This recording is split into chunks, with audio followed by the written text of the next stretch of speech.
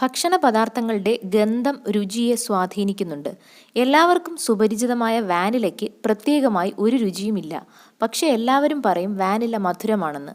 ഇവിടെ നമ്മുടെ തലച്ചോർ ഓരോ ഗന്ധത്തിനെയും ഓരോ രുചിയുമായി ബന്ധിച്ചിരിക്കുന്നു. വാനില എസൻസ് ചേർത്ത ഐസ്ക്രീം കഴിക്കുമ്പോൾ കൂടുതൽ മധുരമുള്ളതായി തോന്നുന്നതിന് പിന്നിലെ കാരണം ഇതാണ്. ഇതിനെ ഫാൻറ്റം അരോമാസ് എന്ന് പറയുന്നു. ഫലത്തിൽ അവിടെ കുറച്ച് മധുരം ചേർത്താൽ മതിയാകും. ആരോഗ്യ സംരക്ഷണത്തിന് ഇത് നല്ലതാണ്. നിങ്ങൾ ഭക്ഷണം ചവയ്ക്കുമ്പോൾ ഭക്ഷണത്തിലെ മണമുള്ള തന്മാത്രകൾ, അതായത് ഒളറ്റൈൽ ഓർഗാനിക് കോമ്പൗണ്ട്സ് മൂക്കിലെത്തുന്നു. ഇത് ആഹാരത്തിൻ്റെ മൊത്തത്തിലുള്ള രുചി അനുഭവത്തിന് സഹായിക്കുന്നു. ഇതിനെയാണ് റിട്രോനേസൽ ഓൾഫാക്ഷൻ എന്ന് പറയുന്നത്. ജലദോഷമുള്ളപ്പോൾ ആഹാരത്തിൻ്റെ മണം ലഭിക്കാതെ വരുമ്പോൾ രുചിയില്ല എന്ന് നാം പറയുന്നത് അതുകൊണ്ടാണ്.